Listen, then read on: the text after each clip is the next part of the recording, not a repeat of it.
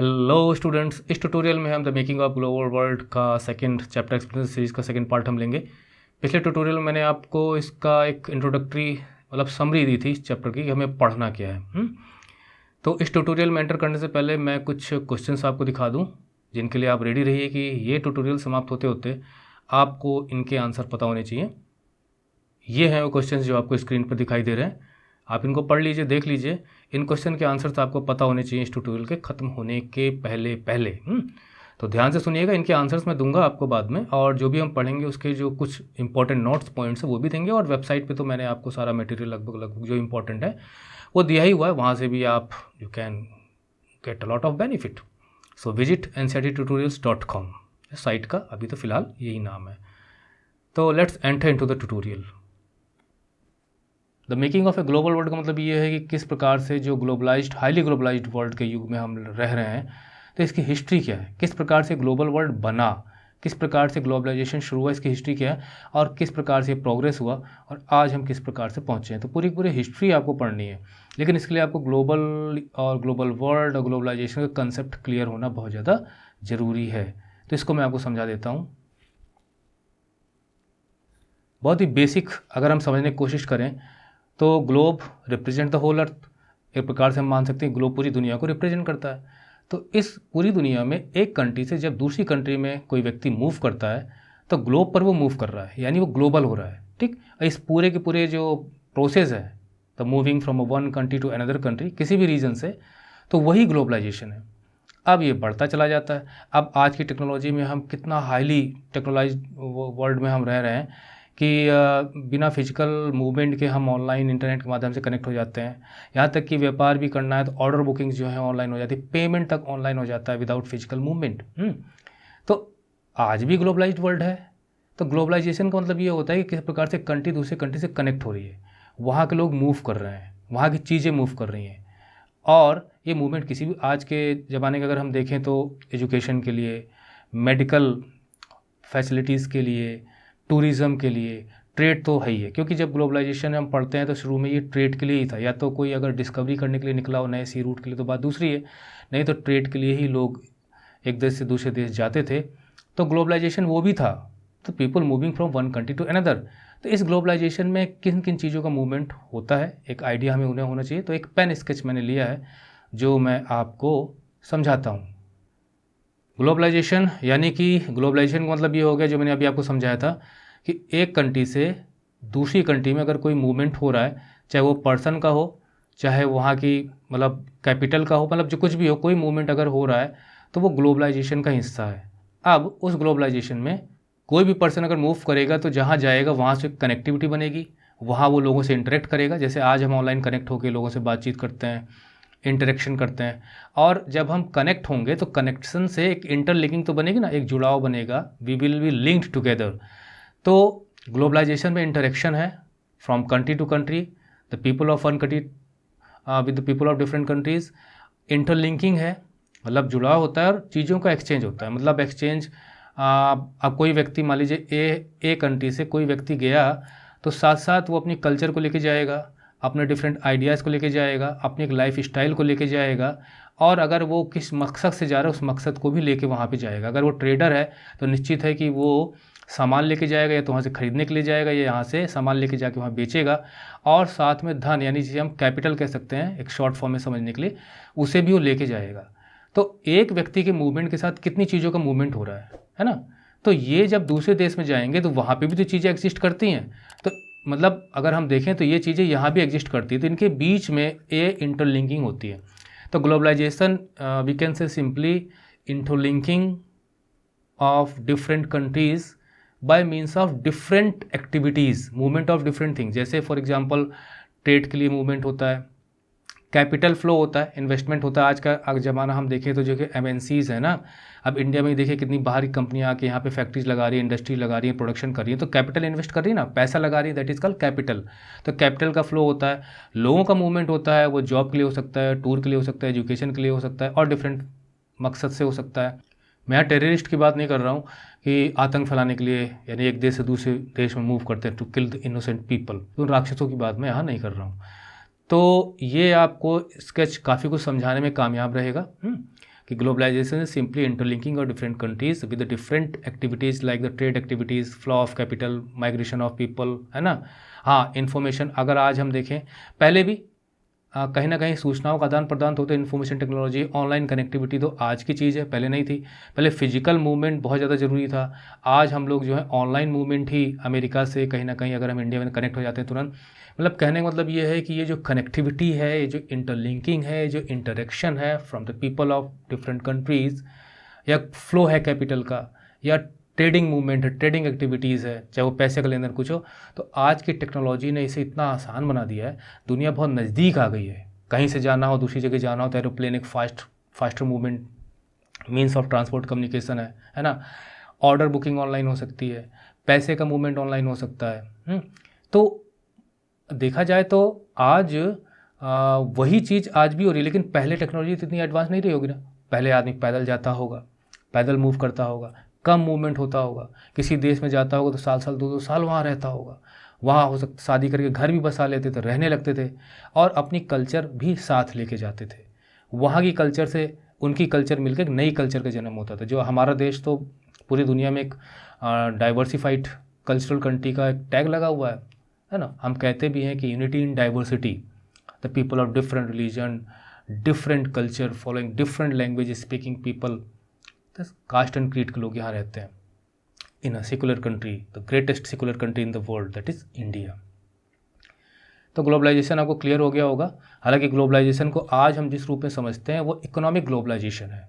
Generally हम उसे finance से जोड़ते हैं, इकोनॉमी से जोड़ते हैं, है ना, मार्केट से जोड़ते हैं कि आपके मार्केट में बगल में निकलो, मतलब गांव के भी किसी छोटी सी दुकान में आपको वो चीज़ें मिल जाएंगी जो हमारे देश की बनी हुई नहीं है। तो this is the interlinking, the connection between the different countries bye means of flow of capital, trade, people, है ना, एट्सेट्रा। तो चलिए अब हम सब्जेक्ट टेक्स्ट मैटर पे चलते हैं। जैसे मैंने आपको कहा था कि मैं बहुत पढ़कर उसको एक्सप्लेन नहीं करूँगा, शॉर्ट में एक्सप्लेन करने की कोशिश करूँगा। तो be focused on what I am speaking and explaining. तो जब हम ग्लोबलाइजेशन की बात करते हैं आज के दौर में, तो अक्सर हम इकोनॉमिक सिस्टम के बारे में बात करते हैं जो पिछले 50 सालों में हमारे सामने आया है। यानी अगर हम जो ग्लोबलाइजेशन देख रहे हैं तो हम ज़्यादा से ज़्यादा इसको ट्रेस करेंगे तो हम देखेंगे पिछले 40-50 सालों में ये चीज़ बनी है, लेकिन ऐसा नहीं है। जब आप इस चैप्टर में आगे बढ़ेंगे तो आप देखेंगे कि जो ग्लोबल वर्ल्ड यानी जो ग्लोबलाइजेशन आज के दौर में हम देख रहे हैं उसकी लॉन्ग हिस्ट्री है। इस हिस्ट्री में ट्रेड के बारे में पता चलेगा, माइग्रेशन के बारे में पता चलेगा, मतलब पीपल का मूवमेंट के बारे में पता चलेगा। ये मूवमेंट काम की तलाश में भी हो सकता है, और कैपिटल का भी मूवमेंट पता चलेगा। When the people moving from one country to another country, that is they carry capital also, मतलब धन, मनी, और बहुत सारी चीज़ें, that is migration, movement, and साथ ही साथ कैपिटल का भी मूवमेंट होता है। और अगर हम देखें ये जो 50 साल का जो टैग लगा हुआ है ये बहुत ही ड्रामेटिक है, ठीक है। जो ग्लोबल इंटरकनेक्टेडनेस आज हमें नज़र आती है bye means of technological improvements, advancement, वो बहुत ही ड्रामेटिक है। बहुत कम समय में बहुत ज़्यादा हमें चेंज देखने को मिला है ना, दैट इज़ ड्रामेटिक, जो हमारे जीवन में ये नज़र आता है। और ये दिन पर दिन चेंज हो रहा है। अगर आप ज़्यादा से ज़्यादा 3-4 साल पहले, अब देखिए जो 2 साल पैंडेमिक में गए, कितना ज़्यादा चेंज आया। ऑनलाइन क्लासेस के बारे में कभी आपने सोचा नहीं होगा, बट विद इन मतलब पीरियड ऑफ 1 and 2 years वो आपने देखा। तो ऑनलाइन कनेक्टिविटी कितनी ज़्यादा बढ़ गई। ये जो ऑनलाइन पेमेंट हम देखते हैं, ऑनलाइन पेमेंट का ये जो 2-3 साल पहले कुछ भी चलन नहीं था ज़्यादा, लोग ATM से पैसा निकालते ज़रूर थे, लेकिन आज देख ले हाईली। तो ये जो ड्रामेटिक चेंजेस हमें नज़र आ रहे हैं, और इस चेंजेस में क्या है, globalisation, that is the interlinking between different countries. तो हमें जो आज का जो ग्लोबल वर्ल्ड है उसे समझने के लिए हमें इसकी हिस्ट्री को देखना पड़ेगा, हमें डिफरेंट फेजेस को समझना पड़ेगा, डिफरेंट पीरियड ऑफ टाइम में क्या क्या एक्टिविटीज़ हुई, क्या क्या हुआ उस वक्त, वो हमें पढ़ना पड़ेगा। तब जाके हम समझ पाएंगे कि इस दुनिया में आज का ग्लोबलाइजेशन कैसे बनकर उभर कर आया है, और अंदाज़ा लगा सकते हैं आगे क्या स्थिति होगी। अगर हम हिस्ट्री को देखेंगे तो हम देखेंगे कि जो मानव है वो धीरे धीरे स्टेडली, मतलब होता है लगातार इंटरलिंक्ड होता चला गया। आज हाईली इंटरलिंक्ड है। आने वाले समय में जब इंटरनेट की बैंडविड्थ काफ़ी तेज़ होगी तो देखिएगा सोशल नेटवर्किंग साइट से पूरा का पूरा वर्ल्ड जुड़ चुका होगा, है ना, वर्चुअल वर्ल्ड जिसे हम कहते हैं। No physical connectivity, only virtual connectivity.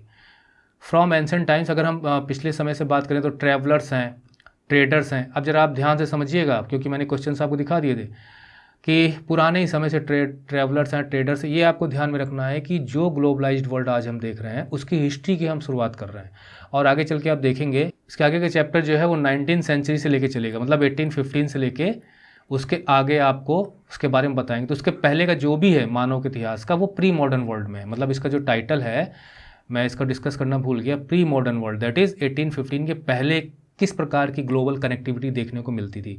वो ग्लोबल कनेक्टिविटी मिलती थी यही ट्रैवलर्स, ये जो ट्रैवलर्स हैं, है ना, ट्रेडर्स हैं। ट्रैवलर्स का मतलब ये हो गया जो यात्री एक देश से दूसरे देश घूमने जा रहे हैं, ट्रेडर्स जो व्यापार करने जा रहे हैं। साथ ही साथ अब जो लोग जाते थे तो प्रीस्ट भी अपने साथ लेके जाते थे, या प्रीस्ट का खुद का मूवमेंट होता हो, जो पुजारी वर्ग है, तीर्थयात्री का मूवमेंट है। और इस प्रकार से वास्ट डिस्टेंस के लिए लोग नॉलेज के लिए भी जाते हैं, अपॉर्चुनिटी के लिए जाते हैं, है ना। अमेरिका लोग जाना चाहते हैं, इंजीनियर बन गए हैं, डॉक्टर बन गए हैं, तो कोई ना कोई अपॉर्चुनिटी ढूंढने जाते हैं कि भाई हमें वहाँ काम मिलेगा, कुछ करने का मौका मिलेगा। और स्पिरिचुअल फुलफिलमेंट के लिए भी, आत्मिक शांति के लिए भी। बनारस चले जाइए आप, गंगा घाट पे आपको विदेशी बैठे नजर आ जाएंगे, अपना अपना देश छोड़कर आकर यहाँ पे शांति की तलाश में है। तो मन की शांति के लिए भी लोग, तीर्थयात्री लोग, ट्रेडर्स, शुरू में जो है ट्रेडर्स ही हुआ करते थे, या डिस्कवरर्स हुआ करते थे जो नए नए सी रूट की खोज करते थे। और आगे आने वाले समय में फिर पिलग्रिम्स का मूवमेंट है, आपने हवायान फायान के बारे में पढ़ा होगा। वो लोग क्या करने आए थे, है ना, कहीं ना कहीं वो लोग एक प्रकार से खोजी किस्म के व्यक्ति रहे होंगे। तो इसके अलावा ये भी आपको ध्यान में रखना, क्योंकि सारे क्वेश्चंस जो भी आते हैं सब बुक से रिलेटेड है, और आंसर भी आपको बुक से रिलेटेड देना होता है। हवा में तीर मार के आओगे तो 80% से ज़्यादा आपको मिलने वाला नहीं है, लेकिन 90% के ऊपर टच कर जाता है बहुत आसानी से, अगर आपने किताब को ठीक से पढ़ा हो और मेन क्वेश्चंस जो मैं यहाँ डिस्कस कर रहा हूँ या आपने कहीं पढ़े हो उनको आपने डिस्कस किया हो।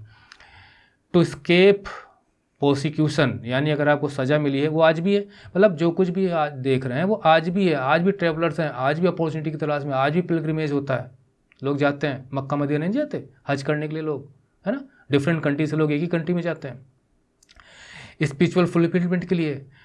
और अगर सज़ा मिल गई हो तो सज़ा से बचने के लिए भी लोग भाग जाते थे, पहले भी भाग जाते थे, आज भी भाग जाते थे। विजय माल्या का नाम देखिए, नीरव मोदी का नाम देखिए, ऐसे काफ़ी लोग हैं। तो पहले भी वही था, आज भी वही है, बस फॉर्म चेंज हुआ है, टेक्नोलॉजी के माध्यम से आज वो चीज़ फास्ट हो गई है। तो जब ये मूवमेंट होता था तो वो अपने साथ गुड्स यानी सामान लेके जाते थे, मनी लेके जाते थे, यानी जो कैपिटल का जो हमने बताया था, वैल्यूज़ भी लेके जाते थे, यानी किस सोच के आदमी है वो सोच अपने साथ लेके जाते थे और वहाँ फैलाते थे। स्किल्स, क्या वो जानते हैं, क्या हुनर है, क्या मतलब क्या क्या क्या क्या टैलेंट उनके अंदर है, और अपने आइडियाज़ तो लेके जाते ही थे, इन्वेंशंस भी लेके जाते थे, मतलब अगर उन्होंने कोई खोज की है तो वो भी वहाँ ले जाकर फैलाते थे। अरे आपने इतिहास पढ़ा होगा, प्रिंट एंड कल्चर में आप पढ़ें किस प्रकार प्रिंटिंग प्रेस कहाँ शुरुआत हुई, फिर कैसे दुनिया भर में फैली, है ना। अंग्रेज आए तो अपने साथ टेक्नोलॉजी लेके आए, तो अपनी इन्वेंशंस को भी साथ लेके जाते हैं, और साथ ही साथ जर्म्स और बीमारी भी लेके जाते हैं, ना। आपको तो साइंस के स्टूडेंट आपको पता होगा कि इम्यूनिटी सिस्टम होता है ना। कोई बीमारी हमें है और हम उसको झेल जा रहे हैं तो हमारे अंदर उसकी इम्यूनिटी सिस्टम है, लेकिन हम किसी दूसरे के संपर्क में आएंगे तो निश्चित है कि अगर उसके अंदर उसके लिए इम्यूनिटी सिस्टम नहीं है तो वो बीमारी उसको फैल सकती है।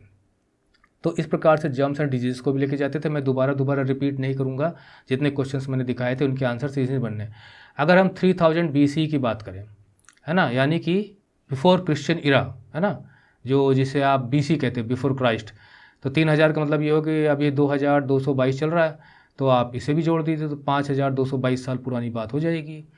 तो लगभग इतने पुराने में कोस्टल ट्रेड हुआ करता था, है ना। इंडस वैली जुड़ती थी, जो सिविलाइजेशन इंडस वैली को आप जानते हैं, जो आज वेस्ट एशिया जिसे हम कहते हैं। मैं आपको थोड़ा सा मैप दिखा दूँ, देखिए ये इंडिया का ये कोस्टल एरिया है, ठीक है, और ये इंडस सिविलाइजेशन का आपका पूरा का पूरा एक प्रकार से इलाका था।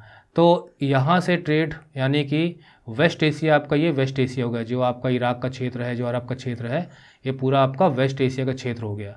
तो वेस्ट एशिया जिसे हम आज कहते हैं, वहाँ पे व्यापार होता था। ये आपका कोस्टल रूट है, जो समुद्र के माध्यम से, है ना, और ये आपके लैंड रूट्स हैं जिन्हें हम सिल्क रूट कहते हैं, ठीक। तो इंडिया तो इस तरफ भी जुड़ा हुआ था, यानी कि ईस्ट में, इंडिया वेस्ट में भी जुड़ा हुआ था। तो यानी बिफोर क्रिश्चियन इरा, यानी लगभग आज से 5000 साल से भी ज़्यादा पहले से हमारे यहाँ कोस्टल ट्रेड वेस्ट एशिया से चलता था। For more than a millennium, millennia का मतलब ये हो गया कि जो 1000 वर्ष का जो पीरियड होता है उसे मिलेनिया कहा जाता है। मतलब मिलेनियम का प्लूरल है मिलेनिया, यानी 1000 से ज़्यादा, मोर देन 1 मिलेनियम। तो उस समय कौरीज का इस्तेमाल होता था, हिंदी में कौड़ी। सी सेल्स, समुद्र की जो मतलब जैसे अब शंख पुष्पी वगैरह होते हैं उस टाइप से सी सेल्स का इस्तेमाल होता था। इन्हें करेंसी के रूप में यूज़ करते थे। आज की तरह रुपया पैसा थोड़ी था, शुरू में लोग कहीं ना कहीं इन्हीं से काम चला लेते थे। अब देखिए शॉर्ट रखना है, इसलिए मैं इन पे बहुत ज़्यादा अगर बोलना शुरू करूँगा तो मेरे ट्यूटोरियल वैसे ही लंबे होते हैं और लंबे हो जाएंगे।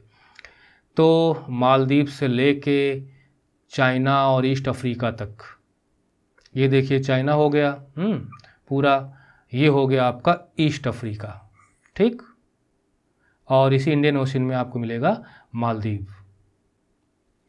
लेकिन इस लॉन्ग डिस्टेंस का जो ट्रैवलिंग होती थी उसमें डिजीज़ेस भी फैल जाया करती थी, इसको आपको ध्यान में रखना है। आगे चल के हम 2 डिजीज़ के बारे में पढ़ेंगे, स्मॉल पॉक्स के बारे में पढ़ेंगे और रिंडरपेस्ट के बारे में पढ़ेंगे।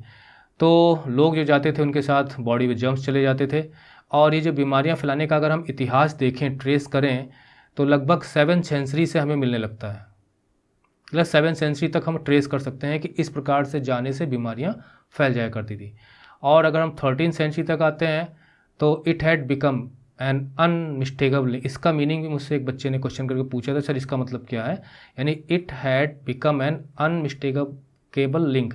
इसका मतलब ये है कि एक तरफ 7th सेंचुरी रख देते हैं तो 13th सेंचुरी रख देते हैं, ठीक है।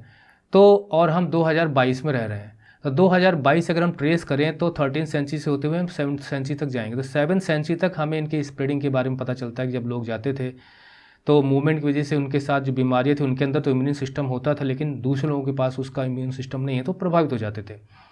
और लेकिन फिर भी अगर हम 13th सेंचुरी की हम बात करें तो यहाँ से लेके यहाँ तक, यानी 13th सेंचुरी से हमारे पास पुख्ता मतलब एविडेंस है हमारे पास कि डिजीज़ स्प्रेड होती थी from people coming from different part and spreading the disease on where they have gone.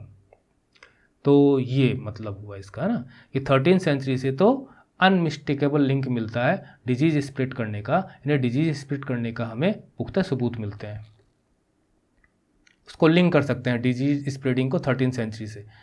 ये देखिए यहाँ पर दिखाया गया है ये एक मेमोरियल स्टोन का मतलब ये हो गया कि जो शिलालेख नीचे होता है ना, तो इसी पे चीज़ें उकेरी जाती हैं, लिखी जाती हैं, तो पता चलता है, चित्र बनाया गया तो पता चलता है कि उस समय क्या था, दैट मेमोरियल स्टोन। और इसमें दिखाया गया किस प्रकार से शिप्स की इमेजेस जो हैं वो अक्सर 9th सेंचुरी से अगर हम देखें तो शिप्स की इमेजेस डिफरेंट मेमोरियल स्टोन्स में मिलती हैं, और जो वेस्टर्न कोस्ट में पाए गए हैं, जिससे पता चलता है कि ओशनिक ट्रेड कितना होता था, क्योंकि उस समय के लोग उस समय चित्रकारी करते थे, जो कुछ होता था वो अपने चित्र के माध्यम दिखाने की कोशिश करते थे, कोस्टल एरिया में मिलते थे। अब आते हैं हम सिल्क रूट, ठीक। तो इसको शुरू करने से पहले मैं क्वेश्चन दिखा दूंगा आपको फिर से। देखिए ये क्वेश्चन है, how are the silk routes a good example of, मतलब किस प्रकार से सिल्क रूट एक वाइब्रेंट प्री मॉडर्न ट्रेड का एक एग्जाम्पल है, या उसके कुछ करेक्टरिस्टिक्स आप बताइए। तो आप रेडी रहिए, हम उसी टॉपिक को पढ़ने चल रहे हैं। सिल्क रूट मतलब जो रूट इस चीज़ के लिए फेमस हो कि वहाँ पर जो ट्रेड होता था चीज़ों का, उनमें सिल्क एक इम्पॉर्टेंट आइटम हुआ करता था। तो वाइब्रेंट मतलब अच्छा खासा फलता फूलता तेज़ी से होने वाला फैला हुआ, जो एक प्री मॉडर्न ट्रेड का एक एग्जाम्पल है सिल्क रूट। यानी इस रूट के माध्यम से आज देखें तो हमारे यहाँ सी रूट से बाई एरोप्लेन भी हमारे यहाँ सामान आता है ना, मतलब किसी भी देश से दूसरे देश में चला जाता है, और लैंड रूट के जरिए तो आता ही है। लेकिन उस वक्त सिल्क रूट मतलब लैंड रूट और ओशनिक रूट दोनों माध्यम से ये जो कम्युनिटी है या जो सिल्क रूट यानी सिल्क का व्यापार होता था। तो ये जो सिल्क रूट है ये प्री मॉडर्न ट्रेड का वाइब्रेंट एग्जाम्पल है ट्रेड का, और कल्चरल लिंक्स का भी एग्जाम्पल है, क्योंकि सिल्क रूट के जरिए जब लोग जाते थे एक देश से दूसरे देश, तो वहाँ के कल्चर जहाँ से आए हैं और जहाँ पे गए वहाँ के कल्चर के बीच में एक जुड़ाव पैदा होता था, एक लिंक बनता था। ऐसे हमारे देश में देखिए आप, तो हमारे यहाँ Christian, Islamic, Hinduism, Buddhism, Jainism different cultures आपको देखने को मिलती हैं, है ना। अगर आप अपने किसी ऐसे दोस्त के फंक्शन में जाएं जो फॉर एग्जाम्पल हिंदू गोश्त टू मुस्लिम, मुस्लिम गोश्त टू हिंदूज, तो देखेंगे वहाँ के शादी ब्याह के तरीके डिफरेंट है। और थोड़ी थोड़ी दूर पे अगर आप जाएं, दक्षिण से जाएं, उत्तर में उतर जाएं दक्षिण में, तो भी आपको डिफरेंट कल्चरल मतलब मैरिज के डिफरेंट फंक्शंस मिलेंगे, मतलब सेम चीज़ शादी वहाँ भी हो रही है पर डिफरेंट तरीके से हो रही है। तीज त्यौहार डिफरेंट मिल जाते हैं, बोलियाँ डिफरेंट मिलती हैं, तो ये चीज़ें हैं। तो different parts of the world के, distant parts of the world, मतलब दूर दराज के देशों के बीच में कल्चरल लिंक इस्टेब्लिश करने का सिल्क रूट एक अच्छा खासा एग्जाम्पल था। मेरे वर्ड्स को आप ध्यान से सुनते रहिए। ये जो सिल्क रूट है, ये सिल्क रूट नाम पड़ गया, इससे पता चलता है कि waste bound Chinese silk cargoes का यहाँ पर व्यापार होता था। कार्गोज का मतलब हो गया जो भी सामान हम जहाज़ से लाद कर या लाद कर ले जा रहे हैं अपने साथ, वो कार्गो हो गया। वेस्ट बाउंड का मतलब होता है कि चीन से वेस्ट की तरफ, वो अभी मैं आपको दिखाऊंगा। Historians have identified several silk route, और एक सिल्क रूट नहीं, कई सिल्क रूट हैं, लैंड के जरिए भी है, सी के जरिए भी है। और वो सिल्क रूट जगह जगह फैल कर ऐसा लगता है जैसे उन्होंने डिफरेंट रीजन्स को आपस में धागे में पिरो दिया हो, बिन दिया हो, जैसे फैब्रिक बन जाता है, कपड़ा बन जाता है, उस टाइप से। तो एशिया और एशिया को लिंक किया गया यूरोप से और नदर्न अफ्रीका से। आप ध्यान रखिएगा भाई, मैं रिपीट नहीं कर रहा हूँ, आप समझ लीजिए, मैंने एक बार बोल दिया। और ये सिल्क रूट बिफोर क्रिश्चियन इरा भी थे, यानी 2022 के पहले जीरो रहा होगा, जीरो के पहले का आपका बिफोर क्राइस्ट का इरा होता है, आप सब जानते हैं। और थ्राइव था, अच्छा खासा फलता फूलता व्यापार था, और 15th सेंचुरी तक ही रहा। ऐसा कहा जाता है कि सिल्क रूट जो है, इसके माध्यम से व्यापार होता था, वो 15th सेंचुरी तक अच्छा खासा चला। और जिसमें चाइनीज़ पोइट्री का है, उसी रूट से जाती थी, मतलब सिल्क रूट से सिल्क तो जाता ही था, चाइनीज़ पोइट्री जाती थी। अब चीन से ही स्टार्ट होता था ये सिल्क रूट और डिफरेंट पार्ट्स में जाता था। और टेक्सटाइल का भी व्यापार होता था, स्पाइसेस जो है वो इंडिया से इसी रूट के जरिए जाती थी। अब भाई मान लीजिए कि अगर आप कहीं जा रहे हैं, रोड बनी हुई है, तो उस रोड से क्या साइकिल ही जाएंगी, क्या मोटरसाइकिल ही जाएंगी, क्या कार ही जाएंगे? आदमी जा रहा है तो अपने साथ डिफरेंट सामान लेके जा सकता है। अब सड़क बन गई है, चाहे वो किसी एक चीज़ के लिए बनी हो, लेकिन हम उसका इस्तेमाल कई पर्पज़ से कर सकते हैं। और बदले में precious metals, gold and silver, वो यूरोप से एशिया में आता था। मतलब जब वहाँ जाते थे, इन चीज़ों को बेचते थे, जब वो यूरोप से लौटते थे तो गोल्ड एंड सिल्वर बदले में लेके आते थे। मतलब वहाँ जो लोग खरीदते थे वो बदले में इनको गोल्ड एंड सिल्वर देते थे। उस वक्त गोल्ड और सिल्वर, हालांकि कीमत तो आज भी है, लेकिन उस वक्त इनमें भी व्यापार हो जाता था, पैसे की बजाय ये दे दिए जाते थे। Trade and cultural exchange always went hand in hand. इससे भी रिलेटेड मैंने बताया था ना, क्वेश्चन है आपको तैयार करना है, वो अभी हम देखेंगे। तो सिल्क रूट वाला तो आपको तैयार हो गया होगा। अगर हम अर्ली क्रिश्चियन मिशनरीज़ की बात करें, मिशनरीज़ का मतलब होता है कि जो ईसाई, जो पादरी वक्त था, वो ईसाई धर्म के प्रचार प्रसार के लिए जो लोग आते जाते थे, तो वो मिशन के साथ, उस मिशन के साथ आते थे मिशनरीज़। तो वो भी इस रूट से एशिया तक आते थे। और इसी प्रकार से मुस्लिम प्रीचर्स भी हैं, जिन्हें हम सूफ़ी संत वगैरह कहते हैं ना, जैसे मुइनुद्दीन चिश्ती की दरगाह है अजमेर में, राजस्थान में, है ना, और दिल्ली में भी है निज़ामुद्दीन औलिया, ऐसे हैं। तो मुस्लिम प्रीचर्स भी आते थे। अब चूँकि हमारे ना तो ईसाई हमारे यहाँ के थे, ना मुस्लिम हमारे यहाँ के थे, सब बाहर से आए, तो एक प्रकार से व्यापारियों के साथ ये भी आते थे। यूरोप से आ रहे हैं तो मिशनरीज आ जा रहे हैं, अगर हम वेस्ट एशिया से आ रहे हैं, अरब से आ रहे हैं, तो मुस्लिम प्रीचर्स आ जाते थे, ट्रेडर्स अपने साथ इनको लेके आते थे। लेकिन इसके भी पहले, जो कि आप जानते हैं कि मुस्लिम जो इस्लाम की शुरुआत है या ईसाई धर्म की शुरुआत है, उसी प्रकार से बुद्धिज़्म की भी है ना। लेकिन इनके ये लोग तो बाद में आए, पहले हमारे यहाँ ईस्टर्न इंडिया में बुद्धिज़्म का उदय हुआ, और ये डिफरेंट डायरेक्शंस में फैल गया। मतलब इंडिया में तो उत्पन्न हुआ, बाद में ये भी कई सिल्क रूट के माध्यम से डिफरेंट डिफरेंट कंट्रीज़ में गया। खासकर जो हमारा एशियन पार्ट है, जो हमारा चाइना है, थाईलैंड है ना, म्यांमार है, इन सब कंट्रीज़ में। तो अब हम आंसर ले लेते हैं कि वास्तव में जो सिल्क रूट वाला था, उसका क्या आंसर हो सकता है। ये क्वेश्चन था और ये इसके आंसर है ना। किस प्रकार से सिल्क रूट जो है वो प्री मॉडर्न ट्रेड का वाइब्रेंट ट्रेड का एग्जांपल था। लैंड और सी रूट दोनों में फैला हुआ था। बिफोर क्रिश्चियन एरिया और 15th सेंचुरी तक काफ़ी फला फूला। चाइनीज़ पॉटरी, टेक्सटाइल एक्सेट्रा का, स्पाइसेस का यहाँ से मतलब ये सिल्क रूट के जरिए जाते थे। और जब वापस लौटते थे व्यापारी तो अपने साथ जो है मेटल्स, प्रीशियस मेटल्स लेके आते थे, गोल्ड, सिल्वर। और बुद्धिज़्म, क्रिश्चियन मिशनरीज, मुस्लिम प्रीचर्स भी ट्रेवल करते हुए एशिया तक आते थे। देखिए ये सब कुछ ग्लोबलाइजेशन नहीं है, जैसे मैंने शुरू में ही बता दिया था कि from A country to B country, C country, D country, इनका मूवमेंट यहाँ, इनका मूवमेंट यहाँ, इनका मूवमेंट यहाँ, इनका मूवमेंट यहाँ। जो मूवमेंट है, दिस इज़ ग्लोबलाइजेशन। ओके, आप अपने साथ साथ क्या लेके जा रहे हैं, तो वो भी साथ साथ मूव कर रही चीज़ें जा रही हैं, इसी हिसाब से आपको देखना है। इसका अगला क्वेश्चन यही है, trade and cultural exchange always went hand in hand, जो अभी हमने देखा था। तो इसका भी आंसर ले लेते हैं कि जो सिल्क रूट है इसी से मिलता जुलता एक लैंड उसी तक फैला हुआ था। और किनको किनको कनेक्ट करता था, एशिया, नॉर्थ अफ्रीका, यूरोप को कनेक्ट कर दिया था। और साथ में इसके साथ साथ क्या क्या आता जाता था, ये सब कुछ। और सिल्क रूट का यूज कल्चरल एक्सचेंज के लिए भी किया जा सकता था। तो हम कह सकते हैं कि ये चीज़, ये स्टेटमेंट एकदम जस्टिफाइड है। टर्म 1 का मतलब ये है कि उस जब 2016-17 में इस तरह से बोर्ड के एग्ज़ाम नहीं होते थे, होम एग्जामिनेशन होते थे, तो टर्म 1 टर्म 2 एग्ज़ाम हुआ करते थे। देखिए चाइना में ये स्टार्टिंग पॉइंट हुआ करता था सिल्क रूट का, और यहाँ से ये रूट जा रहा है, ये रूट जा रहा है, फिर से रूट से ये रूट निकल रहा है ना, फिर ये रूट जाके यहाँ मिल के एक नया रूट बन रहा है। तो ये जो डिफरेंट, इसी को कहा गया निटिंग, मतलब एक प्रकार से बुनते हुए चले जाते थे पूरे लैंड एरिया को। तो ये जो लाल लाल ये सब सिल्क रूट हैं, और ये देखिए यहाँ इटली और ग्रीस तक जाते थे, ग्रीस और इटली तक जाते थे यहाँ से लेके, मतलब you can connect them like this, ठीक। इसमें पूरा आपका पश्चिम एशिया कवर हो जाता था, मध्य एशिया कवर हो जाता था, ईस्टर्न पार्ट ये था ही। और इंडिया में भी ये रूट देखिए चला आया है। इस प्रकार से देखिए किस प्रकार से यहाँ भी लैंड रूट चला आया है, और ओशन रूट तो था ही, लेकिन जो लैंड से जा इसका व्यापार ज़्यादा होता था। और ये आपका ईस्टर्न अफ्रीका हो गया।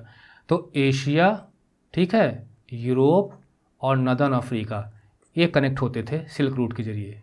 और सिर्फ सिल्क ही नहीं जाता था, बल्कि और भी सामान इनके साथ जाते थे। जब पीपल मूव करते थे तो काफ़ी तादाद में मूव करते थे इन अ कम्युनिटी, और उसमें फिर जो रिलीजियस पीपल भी हुआ करते थे, जो मैंने भी आपको बताया। यहाँ पे भी ये इमेज आप देख के रखिए, क्योंकि भाई कुछ भी पूछा जा सकता है। एक केप पेंटिंग का उदाहरण है। कुछ भी पूछने का मतलब ये है कि भाई पिक्चर्स भी दी जाती हैं आजकल पेपर में, और उनसे पूछा जाता है उनके बारे में, है ना। तो गुफा का है, चाइना का सिल्क रूट दिखाई दे रहे हैं यहाँ पे। और ये है यहाँ पे फूड ट्रैवल जो है, जब ट्रैवलर्स जाते थे तो अपने साथ साथ जो उनके देश में होता था उन फसलों के और उन खाने पीने वाली चीज़ों के बीज ले जाके वो दूसरे देशों में भी बो देते थे। तो उसमें स्पेगेटी और पोटैटो, पोटैटो तो आप जानते हैं, स्पेगेटी मतलब एक प्रकार से पास्ता या जो सेवई जैसे मतलब होता है, जब इमेज में आपको दिखा रहा हूँ, ये सब इटालियन फूड इसे ज़्यादा कहा जाता है। तो वो सब ये यूरोप के माध्यम से फैला होगा। आगे चल के देखते हैं हम किस प्रकार से। और कई चीज़ें जो आज सब्जी में आज हम खाते हैं ना, वो हमारे देश की ओरिजिन है ही नहीं, बाहर से लोग लेके आए तो अपने साथ लेते आए। जैसे कॉफ़ी वगैरह, अरब की कॉफ़ी कितनी फेमस है, और हमारे यहाँ इसे लाने का श्रेय अरबी लोगों को जाता है, मतलब अरब से ही वो आई है। अरबिक कॉफ़ी बहुत मशहूर है। तो कल्चरल एक्सचेंज में हमें इसे भी रखना पड़ेगा। फूड जो है, it also offers many examples of long distance cultural exchange, यानी लंबी दूरी से आने वाले लोगों के आपस में जो कल्चर है। कल्चर अब यार कितना समझाऊँ, क्या बताऊँ। वैसे समझ लीजिए कि किसी आदमी की जो लाइफ स्टाइल है, उसकी जो थॉट प्रोसेस है ना, उसके जो रिलीजियस व्यूज़ हैं, और खान पान, रहन सहन, पहनना ओढ़ना, वो सब उसकी कल्चर का हिस्सा होते हैं। तो जब हम भोजन में नज़र डालते हैं, मतलब फूड आइटम्स में नज़र डालते हैं, तो वो भी कल्चरल एक्सचेंज का उदाहरण है, जिसमें ट्रेडर्स हैं, ट्रैवलर्स हैं, है ना। इन्होंने नई नई क्रॉप्स को जहाँ जहाँ गए वहाँ पे लैंड्स में उन्होंने इंट्रोड्यूस किया।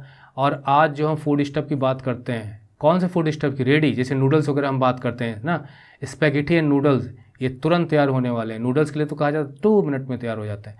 तो ये सब चाइना से, मतलब जो ऐसा माना जाता है, इट इज़ बिलीव्ड कि नूडल्स जो हैं वो, अब ध्यान रखिए, आप 1 मार्क का क्वेश्चन बन सकता है कि ये वेस्ट से होते हुए, मतलब ये चाइना से वेस्ट में गए और वहाँ जाके ये स्पैगेटी बन गए। मतलब नूडल्स जो हैं चाइना से वेस्ट में गए, यूरोप में गए, अब उन्हें स्पैगेटी कहा जाने लगा। और अरब ट्रेडर्स के जरिए, मतलब पास्ता जो है वो 5th सेंचुरी में सिसिली, जो इटली का टापू है, आइलैंड है, इटली में है वो, तो पास्ता वहाँ पहुँचा इटली में। तो पास्ता भी इटली से काफ़ी फेमस है, तो अरब के जरिए पहुँचा, है ना। और चाइना से वेस्ट में नूडल्स, हाँ वो स्पैगेटी बन गया। इसी प्रकार से कुछ फूड आइटम्स की हम बात करें, इंडिया में बात करें, जो इंडिया में जाने जाते हैं, है ना, और जापान में जाने जाते हैं, मतलब सिमिलर फूड आइटम जो इंडिया में जापान में जाने जाते हैं। तो उनके ओरिजिन के बारे में अगर आपको सच्चाई जाननी है तो आप कैसे लगाइए कि उनका ओरिजिन क्या हो सकता है। बहुत मुश्किल है पता चले, लिखा है ना, so the truth about their origins may never be known. मिलते हैं भारत में, लेकिन कैसे आए, कौन पहले लेके आए, नहीं पता चल सकता, क्योंकि बहुत पुरानी चीज़ें हैं। तो इस प्रकार की पॉसिबिलिटीज़ हैं कि long distance cultural contact pre modern world में रहा होगा, क्योंकि जो फसल हमारे यहाँ नहीं पाई जाती, जिसका जिक्र नहीं है पुराने ग्रंथों में, तो वो कैसे यहाँ पे फिर हमें मिले। तो इस प्रकार से जैसे पोटैटोज़ है, सोया है, ग्राउंड नट्स है, बताइए मूंगफली भी हमारे यहाँ नहीं होती थी, टमाटर भी नहीं होते थे, मिर्ची भी, अरे स्वीट पोटैटो जिन्हें हम शकरकंदी वगैरह कहते हैं, were not known to our ancestors, हमारे पूर्वजों को इनके बारे में पता ही नहीं था। जब हम पढ़ते हैं धार्मिक ग्रंथों में इनका जिक्र मिलता ही नहीं है। ये सब कहीं ना कहीं फिर दूसरों के द्वारा लाए गए, और दूसरे कौन, जो दूसरे देश से आए, यानी एक ग्लोबल कनेक्टिविटी के जरिए हमारे यहाँ आए। तो ये 5 सेंचुरीज़ के पहले तक इनका आता ही पता नहीं था। सोचिए 5th सेंचुरी के बाद कहीं इनका जिक्र मिलता है। तो इस तरह के फूड आइटम्स ना यूरोप में ही, सिर्फ एशिया में ही नहीं इंट्रोड्यूस किए गए। This food items were only introduce in Europe. तो एशिया में और यूरोप में ये तभी इंट्रोड्यूस हो पाए जब क्रिस्टोफर कोलंबस ने, अच्छा मतलब वो जो इंडिया ढूंढना चाहता था लेकिन वो अमेरिका पहुंच गया था, तो जब उसने अमेरिका खोज की तब, तो वो अपने साथ एक लेके गया था ना क्रू पूरा का पूरा। तो फिर जब एशिया से कनेक्टिविटी क्रिस्टोफर कोलंबस के सी रूट जोड़ने के बाद ही सी रूट से बनी है, तो सी रूट के जरिए। तो ये चीज़ आप ध्यान रखिएगा कि अमेरिकन क्रिस्टोफर कोलंबस डिस्कवरी के बाद ही ये फूड आइटम्स यूरोप एशिया में पहुँचे। अब हम जब अमेरिका की बात करेंगे तो उसमें हम नॉर्थ अमेरिका को लेंगे, साउथ अमेरिका को भी लेंगे और कैरेबियन आइलैंड्स को भी लेंगे। आपने वेस्ट इंडीज़ का नाम सुना होगा, वो कैरेबियन आइलैंड का हिस्सा है। और बहुत से कॉमन फूड आइटम्स जो हम देखते हैं आज, वो कैसे पहुँचे, जो अमेरिका के जो ओरिजिनल इनहेबिटेंट्स थे, मतलब जो वहाँ रहने वाले लोग थे जिन्हें हम अमेरिकन इंडियंस कहते हैं, उनके जरिए पहुँचे। यानी सीधी सी बात है कि अमेरिका से अन्य देशों में पहुँचे। कभी कभी क्या होता था कि जो नई क्रॉप्स होती थी, नई क्रॉप्स का मतलब ये है कि भाई उस देश में नहीं होती, जब उस देश में कोई दूसरे देश की फसल ला के लगाई गई जो दूसरे देशों में होती थी, उससे जीवन पर बहुत बड़ा असर पड़ता था। यानी it created a lot of difference between life and death, जीवन और मौत की भी वजह वो बन जाता था। जैसे फॉर एग्जांपल यहाँ पर आपको एग्जांपल पढ़ना है, आयरलैंड का एग्जांपल पढ़ना है, ठीक, कि आयरलैंड में आलू की फसल बाहर से लाई गई और आलू सस्ता होता था, तो गरीब लोग इसको खाकर अपना जीवन यापन करते थे, इसलिए इसको हम्बल पोटैटो कहा गया, मतलब the food item of the poor. सस्ता मिलता था और अपना जीवन वो लोग बिता लेते थे लंबा।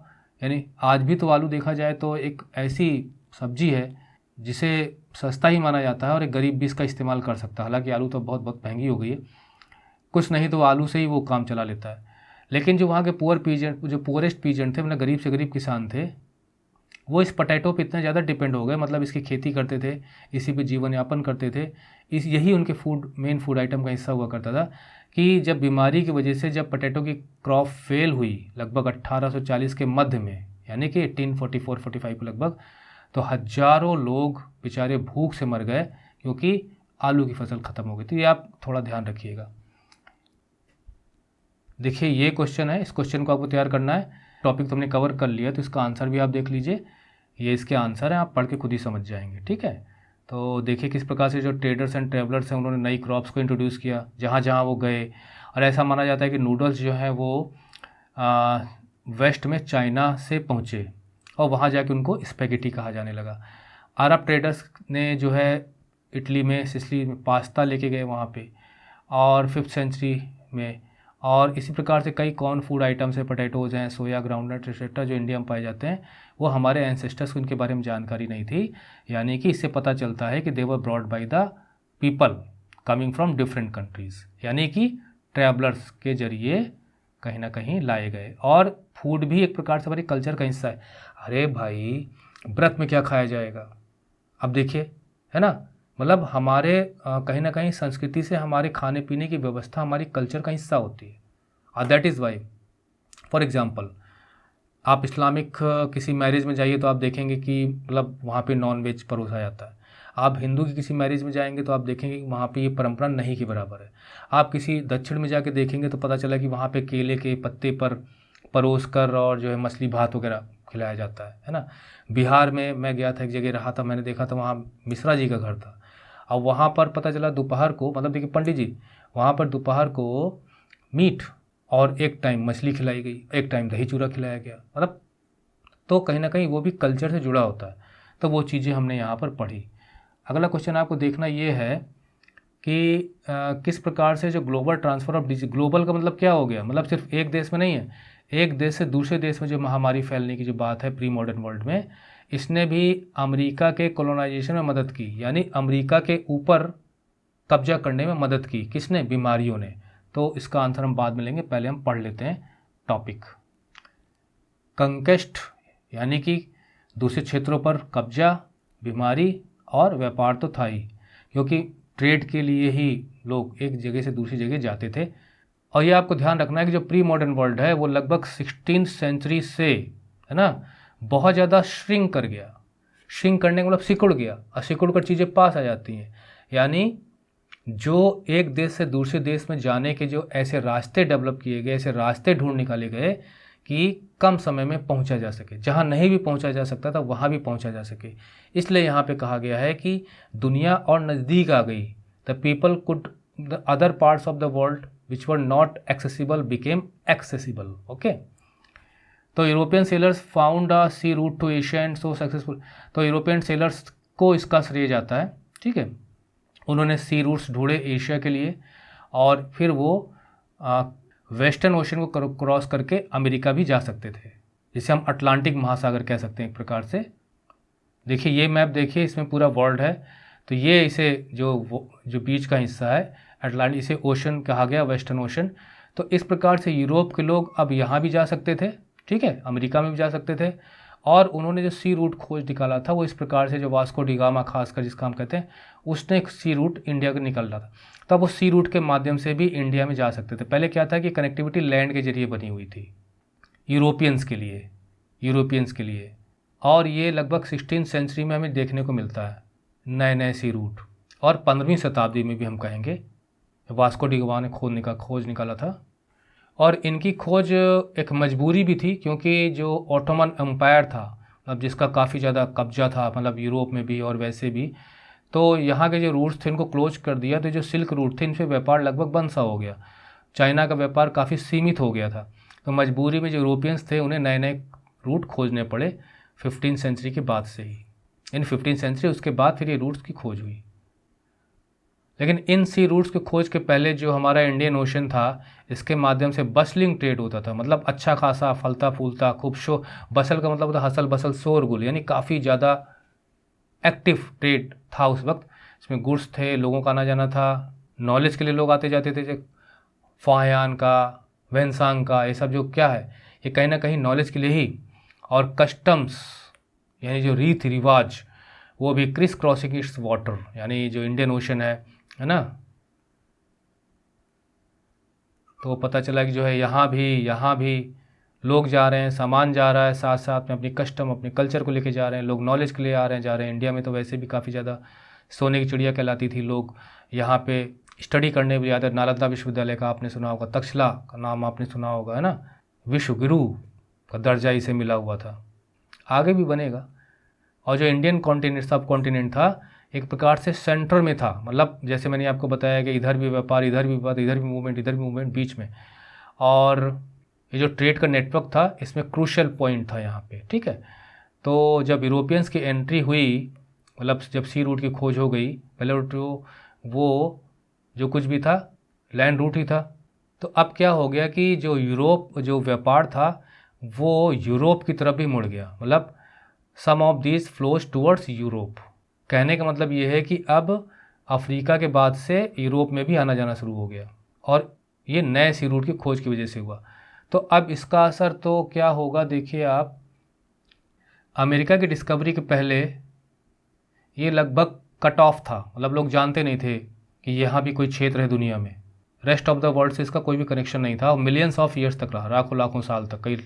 लेकिन फिर 16th सेंचुरी से इसकी जो वास्ट भूमि, बड़ा है ना काफ़ी क्षेत्र, नॉर्थ अमेरिका, साउथ अमेरिका, और यहाँ की फसलें, यहाँ के जो मिनरल्स हैं, यहाँ पर ट्रेडर्स की नज़र पड़ गई, यूरोपियन ट्रेडर्स की खासकर, है ना, कि भाई यहाँ तो काफ़ी नेचुरल रिसोर्सेज हैं।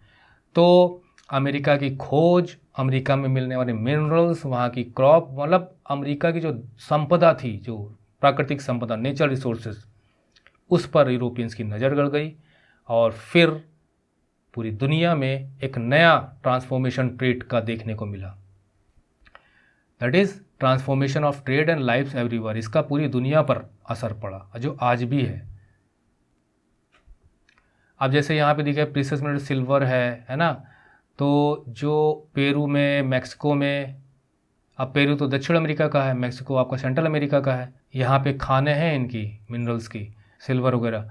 तो इससे यूरोप की धन संपदा में काफ़ी वृद्धि हुई, और इतना ज़्यादा इनका व्यापार सफल रहा यहाँ पे कि एशिया से होने वाले व्यापार को भी इसने फुलफिल किया। फाइनेंस किया, मतलब जो घाटा होकर एशिया में यूरोप से व्यापार में हो रहा है तो यहाँ से पूरा कर लेते थे। मतलब Europeans traded with Asia also, Asian countries also, and Europeans traded with America also, मतलब अमेरिका की धन संपदा का भी इस्तेमाल करते थे और एशिया में भी ट्रेड करते थे। लीजेंड्स, लीजेंड्स मतलब होता है कि ऐसा कहा जाता है, पौराणिक कथा को लीजेंड्स कहा जाता है, मतलब सुनने को ऐसा मिलता है, लोग कहते हैं कि 17वीं सेंचुरी में यूरोप में ऐसी बातें फैल गई कि जो साउथ अमेरिका है वो बहुत ज़्यादा संपत्ति है वहाँ पे। फेवर्ड का मतलब होता है जैसे कहानी में, परियों की कथाओं में सुनने को मिलता है। इंडिया के बारे में भी ऐसा कहा जाता, सोने की चिड़िया। अब सोने की चिड़िया थोड़ी है इंडिया, लेकिन काफ़ी सोना था यहाँ पे तो इसलिए कहा जाता था। इसी प्रकार से साउथ अमेरिका को भी, और इस वजह से बहुत से एक्सपीडिशंस, मतलब लोग जहाज़ ले लेके वहाँ गए, जैसे कि एल डोराडो नाम की जगह है, जिसे फेबल्ड सिटी ऑफ गोल्ड कहा जाता है एल डोराडो को, जो कि दक्षिण अमेरिका में है। तो वहाँ जाकर वहाँ से खान से सोना निकालना, है ना, मिनरल्स को निकालना, एक होड़ सी लग गई वहाँ पे। ये अमेरिका की डिस्कवरी का नतीजा था और इसका पूरी दुनिया पे असर पड़ा। तो ये तो आपने कंक्वेस्ट देख लिया एक प्रकार से, ठीक है, और सॉरी ये देख लिया कि अमेरिका की खोज का क्या असर पड़ा। अब देखिए कंक्वेस्ट। जो पुर्तगीज़ और स्पेनिश थे, इन्होंने क्या किया, इसी प्रकार से कॉलोनाइजेशन को भी बढ़ावा मिला। यूरोपियंस का एशियन कंट्रीज़ में, अमेरिका में जाना यानी कॉलोनाइजेशन की शुरुआत। तो जो पुर्तगीज़ थे, भारत में तो सबसे पहले आए थे ना, पुर्तगीज़ हो गए, जो स्पेनिश हो गए, तो इन्होंने अमेरिका को अपनी कॉलोनी बनाने की कोशिशें की। और मिड 16वीं सेंचुरी का आपको समय दिया गया है, तो इसमें ये जारी था। 16वीं सेंचुरी आप समझ गए, 1500 करके लिखोगे तो 16वीं सेंचुरी में आएगा, 1600 करके लिखोगे तो 17वीं सेंचुरी में जाएगा। तो कॉलोनाइजेशन आप जानते हैं, किसी देश का दूसरे देश के पर जाके कब्जा करना, वहाँ के नेचुरल रिसोर्सेज को अपने देश को इनरिच करने में यूज़ करना, एक्सप्लॉइट करना, वही है कॉलोनाइजेशन। जैसे अंग्रेज़ों ने भारत को इस्तेमाल किया, मतलब अंग्रेज़ों का देश कुछ और था, भारत नहीं था उनको। भारत पे उन्होंने सिर्फ इसलिए इस्तेमाल किया भारत को कि अपने देश को रिच कर सकें, अपने को जो व्यापारी हैं वो धनी बना सकें, और साथ साथ इंडिया को भी अपनी, इंडिया मतलब उनके साम्राज्य का हिस्सा बन सके, कॉलोनी। तो यूरोपियंस जो कंक्वेस्ट था वो सिर्फ सुपीरियर फायर पावर का एग्जाम्पल नहीं था। जैसे यूरोपियंस गए, अमेरिका में भी कॉलोनी बनाई, वहाँ हालांकि उनके बीच में टक्करें भी हुई, मतलब पुर्तगीज़ भी बनाना चाहते हैं, स्पेनिश भी बनाना चाहते हैं, इंग्लिश भी बनाना चाहते हैं, फ्रेंच भी अपनी कॉलोनी बनाना चाहते हैं, तो इनमें आपस में कंपटीशन होता है, that is a different thing. लेकिन ये जो भी था इनके पास फायर आर्म्स यानी कि जो बंदूकें वगैरह हुआ करती थी, जो कि एशियन कंट्रीज़ में उतना नहीं था। तो अपने अस्त्र शस्त्र की ताकत से तो उन्होंने जो जीतना था जीता ही, लेकिन सिर्फ अस्त्र शस्त्र की ताकत ही नहीं, इसके अलावा भी एक एलिमेंट ने इनकी मदद की, वो हमें पढ़ना है कि most powerful weapon of Spanish conqueror, most powerful weapon Spanish conquerors का, स्पेन के लोग, कंकरर्स मतलब जो जीतने जा रहे हो, वो कन्वेंशनल मिलिट्री वेपन नहीं थे। कन्वेंशनल मिलिट्री वेपन का मतलब होता है कि जो परंपरागत हथियार है ना, जिसमें तलवार है, बंदूक है, ये सब चीज़ें, ये कंकरर्स को सिर्फ इन ट्रेडिशनल मिलिट्री वेपन्स ने काम नहीं दिया, बल्कि मतलब काम तो आई है, इसके अलावा जर्म्स ने भी बहुत मदद की। जैसे खासकर स्मॉल पॉक्स, जिसे हम कहते हैं छोटी चेचक, दाने निकल आते हैं, चेहरा बर्बाद कर देते हैं। पहले महामारी के रूप में फैलती थी, गाँव के गाँव ख़त्म हो जाया करते थे। आज इसकी वैक्सीनेशन तैयार हो चुकी है, मतलब तो अब ये नहीं होता। बच्चों को शुरुआत में टीका लगा दिया जाता है बचपन में, तो इन्हें स्मॉल पॉक्स नहीं होती, फिर भी कहीं कहीं आपको सुनने को मिलता होगा। तो स्मॉल पॉक्स के जो जर्म्स हैं वो व्यक्तियों के द्वारा एक जगह से दूसरी जगह, छुआछूत वाली बीमारी है ना, जैसे आपने तभी देखा था वायरस, ये जो कोविड वाली बीमारी है, किस प्रकार से फैलती चली जाती थी, कंटीजियस डिजीज से कहा जाता है। तो उस प्रकार की स्मॉल पॉक्स थी। अब इसका भी वैक्सीनेशन बना है कोविड का, तो उसने काफ़ी रोकने में मदद की। और ऐसा भी है कि मतलब हमारे अंदर उसकी इम्यूनिटी डेवलप हो गई, तो हम उसे झेल पा रहे हैं। लेकिन अभी कोई ऐसे व्यक्ति के पास हम चले जाएं जहां कोविड नहीं फैला है, तो निश्चित है वो उससे प्रभावित हो जाएगा। मतलब जिसे हम कहते हैं कि when a people has some element, some disease, अगर वो किसी ऐसे व्यक्ति के पास जाता है जहाँ पर उस डिजीज़ का कोई इतिहास ना हो, कभी वो डिजीज़ ना रही हो, तो वो व्यक्ति उससे तुरंत प्रभावित हो जाएगा। जैसे छोटे बच्चे होते हैं, शिशु होते हैं, क्यों जल्द ज़्यादा बीमार होते हैं? क्योंकि after birth they are alien to this world, है ना, उनके पास कोई बीमारी उनके शरीर में नहीं होती, इसलिए कोई भी बीमारी आसपास अगर होगा कोई व्यक्ति तो वो उनको पकड़ लेती। तो अपने लॉन्ग आइसोलेशन की वजह से ये बीमारी क्यों फैली, क्योंकि अमेरिका के लोग दुनिया से कटे हुए थे। तो दुनिया भर में जो बीमारियां थी, दुनिया भर में जो मतलब ये सब कुछ था, वो वहाँ नहीं था। हाँ, ये भी उल्टा भी हो सकता है कि वहाँ जो बीमारियाँ रही होंगी तो यूरोपियंस जो गए होंगे उनको उन बीमारियों को झेलना पड़ा होगा। बट एनीवे, यहाँ पे जो लिखा है वो हम बता रहे हैं आपको कि अमेरिका के लोग दुनिया से काफ़ी कटे हुए थे, काफ़ी समय से कोई संपर्क नहीं था। इस वजह से जो इनके ओरिजिनल इनहेबिटेंट्स थे उनके अंदर कोई इम्यूनिटी नहीं थी, नो इम्यूनिटी इन डिजीज़ की, दीज डिजीज़, जैसे कि जो यूरोप से आई, जैसे स्मॉल पॉक्स। तो स्मॉल पॉक्स का खासकर यहाँ जिक्र किया गया है, वो डेडली किलर के रूप में निकल के आई, महामारी के रूप में निकल के आई। और एक बार जब इंट्रोड्यूस हो गई, मतलब अमेरिका में ये लोग लेके पहुंच गए, तो ये फैलने लगी भाई, बहुत डीप, मतलब एक जगह से दूसरी जगह फैलने लगी एक से। और ahead even of any Europeans reaching there, मतलब इसका मतलब ये हो गया, मतलब ahead of even of any Europeans reaching there का मतलब ये हो गया कि अमेरिका के मान लीजिए ईस्टर्न पार्ट है, वेस्टर्न पार्ट है, तो यहाँ से यूरोपियन धीरे धीरे भाई कब्जा करते करते फैल रहे हैं, तो उससे पहले बीमारी फैल गई वहाँ पे। और यूरोपियंस के अंदर उसकी इम्यूनिटी पावर थी, इसलिए वो प्रभावित नहीं हो रहे थे। It killed and decimated whole communities, मतलब एक प्रकार से ख़त्म कर दी उसने पूरे के पूरे समुदाय को। और फिर वहाँ लड़ेंगे कैसे जब लोग बीमारी से ही मर जा रहे हैं। यहाँ पे कुछ दिया गया है, बायोलॉजिकल वारफेयर, इसे आप पढ़ लीजिएगा अपने आप। यहाँ बदमाश ने क्या लिखा हुआ है कि मई 1634 में लिखा कि स्मॉल पॉक्स ने एक प्रकार से ईश्वर के आशीर्वाद के रूप में, यानी ईश्वर ने हमें वरदान, जैसे एक प्रकार से ईश्वर के वरदान के रूप में था हम कॉलोनिस्ट के लिए, मतलब किनके लिए, यूरोपियंस के लिए, कि जो नेटिव्स थे वो लगभग सब स्मॉल पॉक्स की वजह से मर रहे थे। जैसे प्रभु ने, ईश्वर ने ही हमारे लिए रास्ता बना दिया हो कि हम ही वहाँ पे कब्जा करेंगे। अब देखिए यहाँ लिखा है कि जो बंदूकें होती हैं तो उन्हें ख़रीदा जा सकता है, बंदूकों को पे कब्जा किया जा सकता है, मतलब छीना जा सकता है। अगर कोई इन्वेडर है, आतंक, मतलब वो जो आक्रमण करने वाला है, उनसे हम छीन। लेकिन बीमारी का क्या करें, स्मॉल पॉक्स जैसी बीमारी एक बार फैलना शुरू हो गई तो काबू में नहीं। यानी कहने का मतलब ये है कि ए है, बी ने गन तान दी तो ये इसे छीन कर इसी के खिलाफ इस्तेमाल कर सकता है।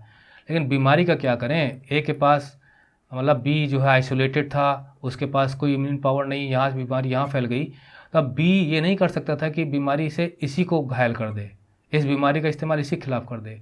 ये वन वे थी एक प्रकार से। तो वो यहाँ समझाया गया है कि बंदूकें तो हम छीन कर, जिसने बंदूक धारी उसी को मैं आक्रमण कर सकते हैं, स्मॉल पॉक्स जैसी बीमारी का क्या करें, क्योंकि वहाँ पे क्या था, जो कंकरर्स थे, मतलब जो विजेता थे, उनके अंदर इम्यूनिटी थी उसको लेके। देखिए वो जो मैंने कैरेबियन आइलैंड्स बताए थे आपको, वो यहाँ पे है, नॉर्थ अमेरिका, साउथ अमेरिका, यहाँ पे आपको सेंट्रल अमेरिका, मैक्सिको मिलेगा। और जब यूरोपियंस यहाँ पे आए तो यहाँ के रहने वाले लोगों के अंदर कोई इम्यूनिटी सिस्टम नहीं था, स्मॉल पॉक्स फैलता चला गया और यूरोपियंस के पहले ही वो वेस्ट तक फैल गया था, कैलिफोर्निया तक, और आसानी से कब्जा हो सका। अमेरिका की 13 कॉलोनीज़ के बारे में आपने पढ़ा होगा। तो ये जो ग्लोबल मूवमेंट है यूरोप का, एशिया में भी हो रहा था, है ना, और इधर भी हो रहा था, अफ्रीका में भी हो रहा था। तो इनका, अमेरिका की खोज से यहाँ के जो नेचुरल रिसोर्सेज थे उसने वर्ल्ड के ट्रेड को ट्रांसफॉर्म किया, और इनका व्यापार यहाँ भी एशिया से भी होता था, चाइना से भी होता था, लैंड रूट से भी होता था। तो यूरोपियंस ने एक प्रकार से की एंट्री से जो पहले ट्रेड ऐसे होता था और लैंड रूट के जरिए होता था, इसमें ये एक फ़्लो बन गया यूरोप की तरफ भी और फिर अमेरिका की तरफ भी, इस तरह से। और आप सब, ये ग्लोबल मूवमेंट है, global movement, that is globalisation.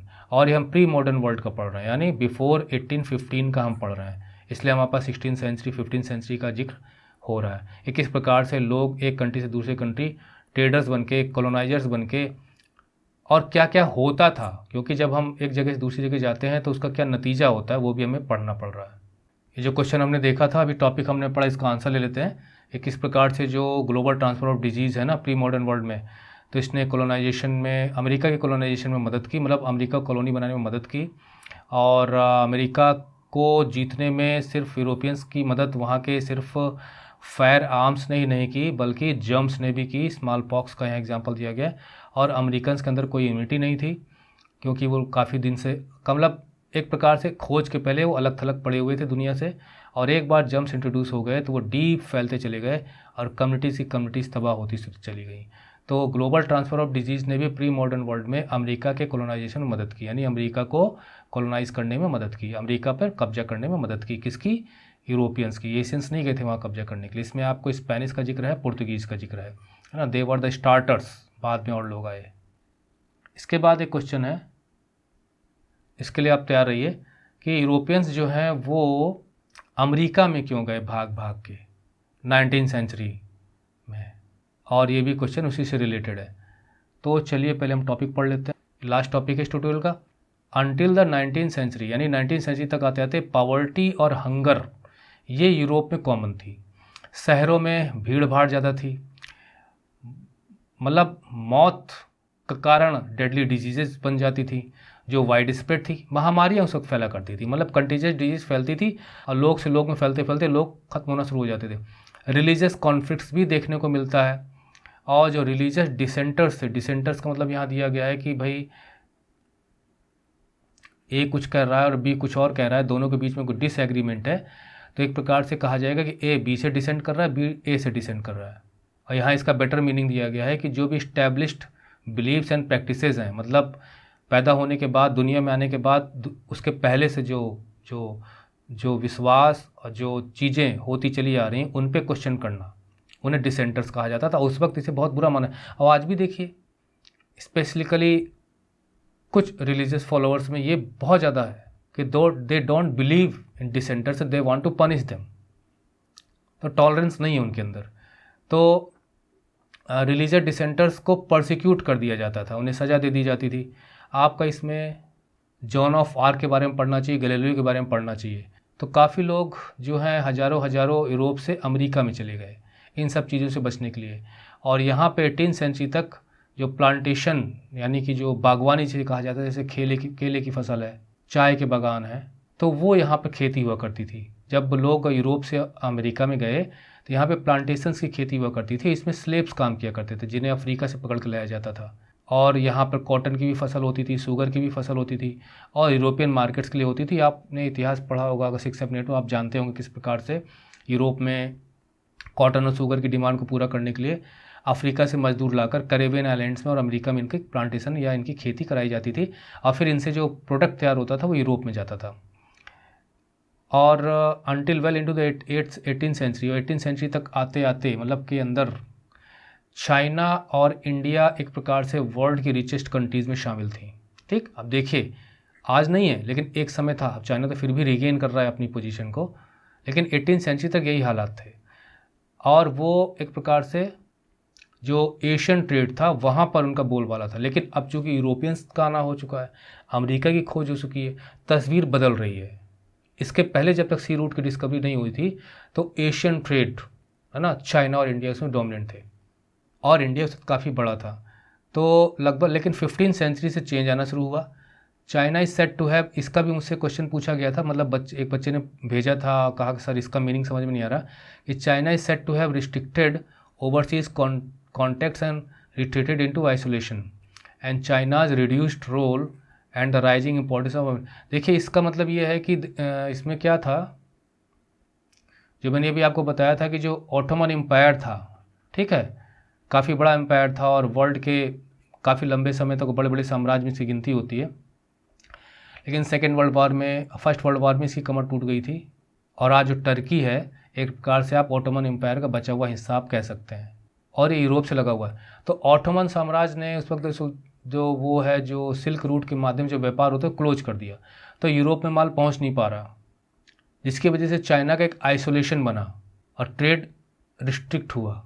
तो वही चीज़ यहाँ दी गई है कि ये 15th सेंचुरी में हुआ, तो 1415 के बाद के लगभग 15th सेंचुरी में हुआ। और आप जानते हैं कि बस इसी के बाद से फिर जो है वो जो सी रूट की डिस्कवरीज हुई, जब अमेरिका की खोज हुई और इंडिया से अफ्रीका से होते हुए केप ऑफ कैमरिन से होते हुए किस प्रकार से इंडिया में सी रूट की डिस्कवरी हुई, इंडिया तक कनेक्ट करने वाले। तो वही लिखा गया है कि China is said to have restricted overseas contacts and retreated into isolation, China reduced role. और जब चाइना का रोल कुछ कम हुआ व्यापार में और अमेरिका का उदय हो रहा था, क्योंकि नेचुरल रिसोर्सेज वहाँ खास कर थे और यूरोपियंस वहाँ से प्रोडक्ट ले जाके बेचते थे दूसरे देशों में, तो इसकी वजह से क्या हुआ कि जो धीरे धीरे करके ग्रेजुअली जो सेंटर ऑफ वर्ल्ड ट्रेड था, मतलब जो केंद्र बिंदु था कभी इंडिया हुआ करता था, चाइना हुआ करता था, वो वेस्ट वर्ल्ड मूव कर गया, वेस्ट वर्ल्ड। और यूरोप एक बहुत बड़ा सेंटर ऑफ वर्ल्ड ट्रेड बन के निकला, और आज भी वही है। आज यूरोप और अमेरिका ये दोनों वर्ल्ड ट्रेड के मेन हब्स हैं। अब चाइना भी बन गया है, हो सकता है आगे चल के इंडिया भी काफ़ी एक बड़ा हब बन के निकलेगा। तो इसका आंसर ले लेते हैं, ये क्वेश्चन था और ये इसका आंसर हो जाएगा, ठीक है ना। कि until 19th century poverty hunger common था यूरोप में, है ना, और डेडली डिजीजेस थी, सिटीज़ क्राउडेड थे, रिलीजियस कॉन्फ्लिक्ट्स थे, और जो रिलीजियस डिसेंटर्स थे उनको प्रोसिक्यूट किया जाता था। और कॉर्न लॉज जो आगे चल के आप पढ़ेंगे तो उससे भी ब्रिटिश एग्रीकल्चर पे क्या इफेक्ट पड़ा था, और काफ़ी लोग अनएम्प्लॉयड हो गए थे, वो चीज़ आप बाद में थोड़ा पढ़ेंगे, पॉइंट यहाँ इंक्लूड कर दिया गया। और अमेरिका में प्लांटेशंस में जो स्लेव लोग वर्क किया करते थे कॉटन शुगर के लिए, तो यहाँ पे ये तो सारा आंसर आप पढ़ सकते हैं, समझ सकते हैं, पूरी चीज़ मैंने आपको बता दी है। तो ये जो है अगला वाला, ये देखिए किस प्रकार से यहाँ पे स्लेव्स बिकने के लिए तैयार हैं। एक समय ये स्थिति थी। न्यू ऑर्लियंस दिया गया है, ये लंदन की खबर है 1851 जो लंदन न्यूज़ में। और यहाँ पे ख़रीदार देखिए किस प्रकार से, औरतें भी हैं, बच्चे भी हैं, और किस प्रकार से लोग जो है यहाँ पे 7 मैन एंड टॉप हैट्स वगैरह सूट वगैरह में पहन के आए हैं, जिससे कि बायर्स को अट्रैक्ट कर सकें। जो स्लेव्स थे जिन्हें बेचने के लिए लाया जाता था, अक्सर उन्हें वेल ड्रेस्ड करके लेके जाया जाता था बेस्ट क्लोथ्स में, और बच्चे भी साथ में चले जाया करते थे। जो बिकते थे तो उनके साथ अगर हैं तो चले जाते थे। तो ये चीज़ें हैं, एक समय यूरोप में ये स्थिति थी। आगे का जो टॉपिक है वो अगले ट्यूटोरियल में होगा। ये एक पेन स्केच है जो भी हमने पढ़ा है मेन टॉपिक्स का, कि सिल्क रूट के बारे में पढ़ा, किस प्रकार से एशिया, यूरोप, नॉर्थ अमेरिका को कनेक्ट करता था। ट्रेड एंड कल्चरल जो एक्सचेंजेस हैं वो हैंड इन हैंड हमने पढ़ा। फूड ट्रेवल के बारे में पढ़ा, डिजीज स्प्रेड के बारे में पढ़ा, किस प्रकार से यूरोपियन कोलोनाइजेशन में मदद की। पॉवर्टी हंगर की वजह से, रिलीजियस कॉन्फ्लिक्ट की वजह से यूरोप में लोग मूव किए, अमेरिका में गए, है ना, काफ़ी लोग हज़ारों तादाद में। और जो चाइना का जो रिड्यूस्ड रोल है ना इंटरनेशनल ट्रेड में, जिसकी वजह से अमेरिका का उदय होता है और यूरोप का एक ट्रेड सेंटर के रूप में उदय होता है। ये कुछ मेन पॉइंट हैं। और इसके अलावा अगर आपको डिटेल्ड नोट्स चाहिए तो आप हमारी वेबसाइट विजिट करिए, वहाँ पे आपको डिटेल्ड नोट्स इसके मिल जाएंगे। और कोई प्रॉब्लम हो तो मुझे बताइए। तो चलते चलते मैं स्क्रीन पर आपको वो क्वेश्चन शो कर देता हूँ जो हमने आज डिस्कस किए आंसर के साथ। Okay, tata, bye bye.